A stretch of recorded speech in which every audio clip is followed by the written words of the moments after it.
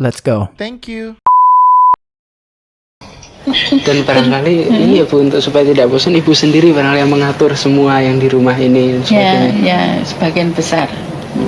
Dulu Pak Anies sempat menjadi pembawa acara di salah satu program TVRI, yaitu namanya Tanah Merdeka. Masih ingat nggak Pak? Iyalah, masih ingat ya. Ini Andin mau kasih sedikit cuplikan ke Apa Pak itu? Anies pada saat Pak Anies menjadi pembawa acara.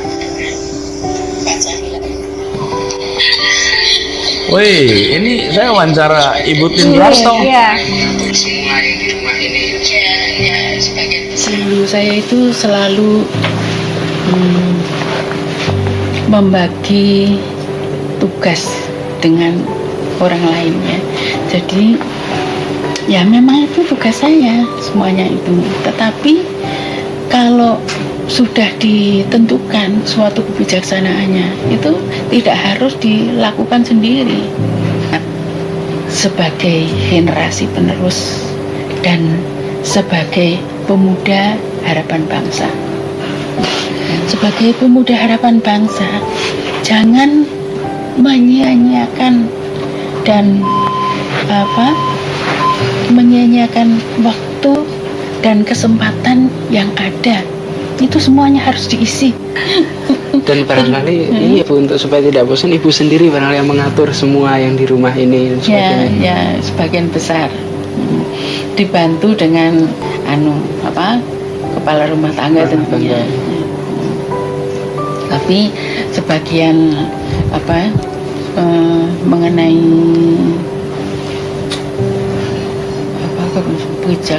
suatu kebijaksanaan itu semuanya saya yang menentukan.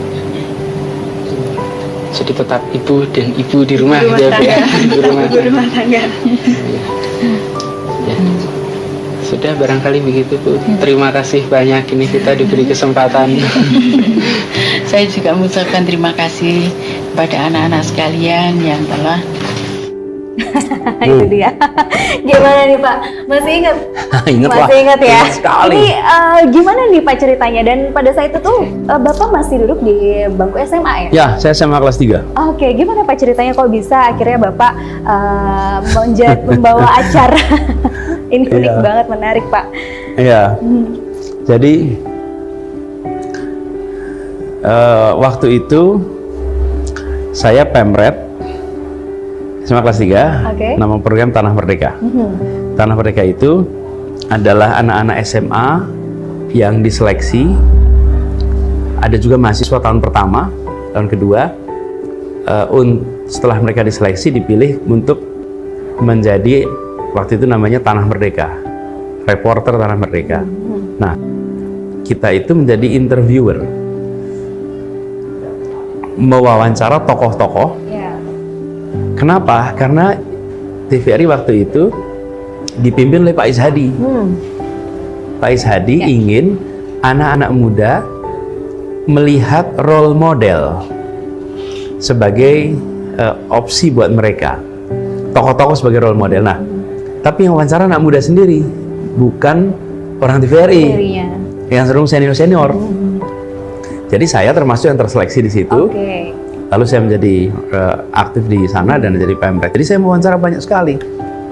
Dan saya wawancara Pak Fuad Hasan di ruangan yang kemudian hari saya jadi Mendikbud di ruangan itu. Oh waduh. Saya SMA tuh. Saya ini menarik banget nih pemirsa. Lalu saya wawancara Pak Wiyogo Atmo Darminto di ruang kerjanya, yang kemudian saya jadi Gubernur Jakarta di ruang kerja beliau. Karena tanpa kita pernah tahu. Iya betul. Tapi saya wawancara juga dengan Krisye, dengan Taufik Ismail, dengan MH, Eros Jarot, banyak Semuanya sekali. ya, tokoh-tokoh. Ya seniman, ya budayawan, ya tokoh politik, ya macam-macam. Nah, kemudian cara kami kerja itu berangkat dari Jogja ke Jakarta, pas saat liburan, itu wawancara sebanyak-banyaknya. Terus nanti pakai buat stok. Di stok untuk ditayangkan, kan itu nggak ada batas waktunya. Iya. Nah, waktu itu kami minta wawancara Pak Harto. Karena pada waktu itu kami bilang, Pak Harto itu sama petani ada kolom pencapir. Kenapa nggak boleh sama anak SMA? Nah, tapi kelihatannya waktu itu mereka itu begini, sebelum dikasih Pak Harto, coba Butin dulu. Oke. Nih, wawancara Butin gimana nih? Iya. Kalau Butin oke, nanti baru Pak Harto. Baru, Kira-kira oke. gitu loh, Oke. bayangan saya. Pertanyaan saya udah diubah menjadi pertanyaan yang diketik ulang Ya, oke. dengan laser printer. Saya bilang, wih keren bener printernya tuh. Terus udah ada jawabannya. Jadi pertanyaan saya yang kita susun, justru ada jawabannya. Tapi apa yang terjadi? Ketika kita mulai ngobrol, itu hilang semua itu. Pertanyaannya nggak kepake lagi, Jadi nggak- jawabannya nggak kepake lagi. Kenapa? Karena ya conversational. Ya seperti Natural hari ini. aja ya. Ya, kita ngobrol. Ini Anda menyusun pertanyaan, Iya, tapi iya. ketika udah jalan kan ngobrol.